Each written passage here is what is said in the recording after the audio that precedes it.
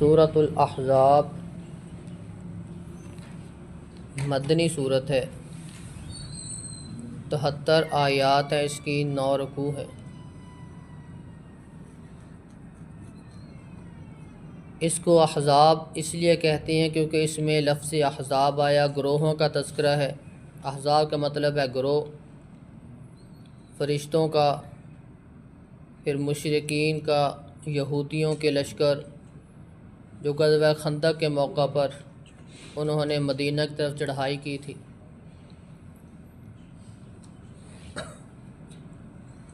غزوہ احزاب اس کا دوسرا نام غزوہ خندق بھی ہے، اس میں غزوہ احزاب کا تذکرہ کیا گیا ہے۔ بسم اللہ الرحمن الرحیم۔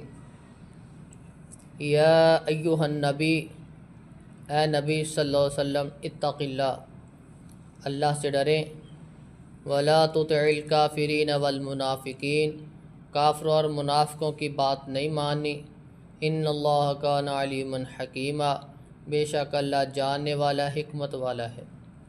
واتبع ما یوحی الیک من ربک، اور پیروی کیجئے جو وحی کی جاتی ہے آپ کی طرف آپ کے رب کی طرف سے، ان اللہ کان بما تعملون خبیرا، بے شک اللہ جو تم عمل کرتے ہو خبردار ہے۔ وتوکل علی اللہ، بھروسہ کیجئے اللہ پر، وکفیٰ باللہ وکیلا، اور اللہ ہی کارساز کافی ہے۔ سورت کے آغاز میں اللہ رب العزت نے اپنے پیغمبر صلی اللہ علیہ وسلم کو 4 حکم دیے۔ اتق اللہ، اے نبی اللہ سے ڈریں، تقوی اختیار کریں، پرہیزگاری اختیار کریں۔ ولا تطع الکافرین والمنافقین، کافروں اور منافقوں کے پیچھے نہیں چلنا۔ تیسری چیز، واتبع ما یوحی الیک من ربک، صرف اسی کی پیروی کرنی ہے جو آپ کی طرف وحی کی جاتی ہے آپ کے رب کی طرف سے۔ چوتھی چیز، وتوکل علی اللہ، بھروسہ، یقین، توکل، وہ سارا کچھ اللہ رب العزت پہ ہو۔